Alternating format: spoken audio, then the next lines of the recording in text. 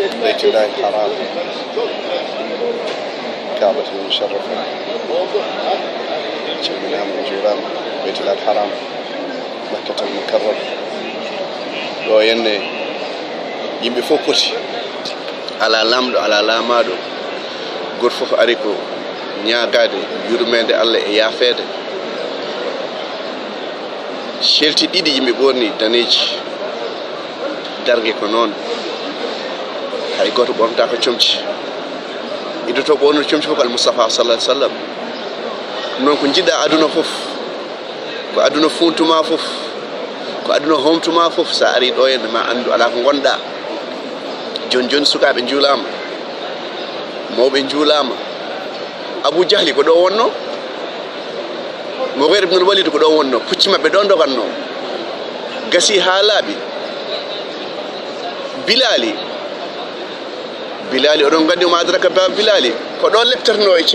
ceenal Makka ene wuli ene wiya ahad ɓeɗo ko atrak ɓeɗo ko hunud ɓeɗo ko Bangladesh goto fof Allah mbuuɗe buuɗe ala ko firtiɗo hen Abou Jahli mayi ko jahil Bilali ko ɗon ngabbi oɗo kaaba noddini Allahu akbar ñande fathu Makka ñande hen oɗon gandi ko almoustapha sallallahu alih w sallam wi makkanaɓe ko cikkuɗon jogormi wadde on koɓe foolaɓe kanko fooliɓe o naati Makka komo ƴukki omo yankini o wiɓe ko cikkuɗon jogormi wadde on ɓe mbimo moƴƴo ɓi moƴƴo o wi idhabu antum tolaka jeehe on jaafama ɗum noon janggo yaafade an sa yiiɗi Allah yaafuma man la yarham la yurham irham man fil ardi yarhamukum man fis sama sa yiiɗi Allah yaafuma Allah yurmoma a janggat yaafade fa'fu wasfahu de Aboubacry wi yafata ko mistih Allah yuma ala tuhibbuna an yaghfira Allahu lakum Aboubacry holko wi o samina wa atan o jangi yaafade sa yiiɗi Allah yaafuma ɗum noon janggo yaafade a yi ɓeɗo yimɓe ɗo ko dargue tokos yimɓe fof ko ɗon mangoto goto fof ne yiiɗi yaafede ene yiiɗi suurede ene yiiɗi rokkede ɓe ñaagui ko goto woni Allah subahanahu wa taala omo rokka guila dawa dawi gasani ɗum noon ñaago Allah rokkuma jafnoɗa o yaafoma ko ɗum heddoto bandiraɓe sehilaɓe wama amwalukum wala auladukum billati tuqarribukum indana zulfa waɗa mbuɗuma e buɗɗiɗe ma nafma ko jiiɗeɗo kuɓeje fof ko gasata kaɗo kaaba jiiɗon ayi kaɗo kaaba hade dargue darade make hela ha laaɓa muul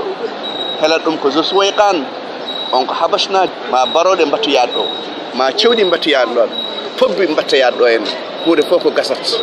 kullu man alayha fan wa yabqa wajhu rabbika dhul jalali wal ikram hunde fof ko gasat alay kullu shay'in halikun illa wajha lahu lhukm wa ilayhi turja'un ɗum noon bandiraɓe sehilaɓe bawɗo e gurdam heɗade oɗo banda fof yebde ko almudel Ousmane Diam Malick on gandi adun ko bolle fuyɗe wama alhayatu dunia illa matal ghurur yo Allah hokken andude e famde e gollorade ko jangguɗen ko e hutorade gandal non haaɗi koye taqwa e kulal Allah ganda ala ko gonɗa Iblis mi wima mbiya min Fir'auna wi min Abou Jahli en ko ɗon mbiyatno min nani kaaba ka nani inna alladhi farada alayka alquran la radduka ila mi'ad aw ila ma'ad dalaɗo artiɗo henne o yaafi Quraysh hoto Quraysh goni ɓe gasi ɗo ko hulude Pakistan Mauritanie goni ɗo henne hunde fof gasi kullu shay'in halikun ila wajha lahu lhukmu wa ilayhi turja'un yimɓe fof daro yeeso Allah o ñaawa yimɓe man jaa bil hasanati falahu ashru amthaliha wa man jaa bis sayyi'ati fala yujza alladhina amilu sayyi'ati illa ma kanu ya'malun joom moƴƴi soggide e moƴƴi joom bonni soggide e bondi wasiqa alladhina ittaqaw rabbahum ila aljannati zumara hay hefere ko noon kadi wasiqa alladhina kafaru ila jahannama zumara yo Allah waɗani yimɓe aljanna bandiraɓe sehilaɓe on calminama on juurama yo Allah waɗani yimɓe aljanna bandiraɓe sehilaɓe on calminama on juurama enen ñaaga yafuya aduna o so alane Qur'an e julde ko bolle puyɗo wonanno ɗum noon ko ɗum woni Makkatal Mukarram galle Allah dow makko kaaba nan toon ne jiino hen wiye Baytul Ma'mur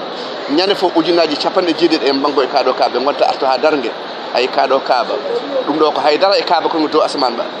Ibrahima Ismail de ɓe ɓamtata qawaid anan gon ko bianno rabbana taqabbal minna innaka antas samiul alim wa tub alayna innaka antat tawwabur rahim be mawni kenak be biya ka serna be mawni kenak eden ke mawni kenak hande baniyam ni mante jasdo don mante burdo don mante ibrahima ina mahaka do ka holko nyagorno yo Allah jaban mo kala ko badda e gollal so Allah jabanani ko bolle fuyde non yo Allah jaban aqulu qawli hadha wastaghfir li wa lakum fastaghfiruhu innahu huwal ghafurur rahim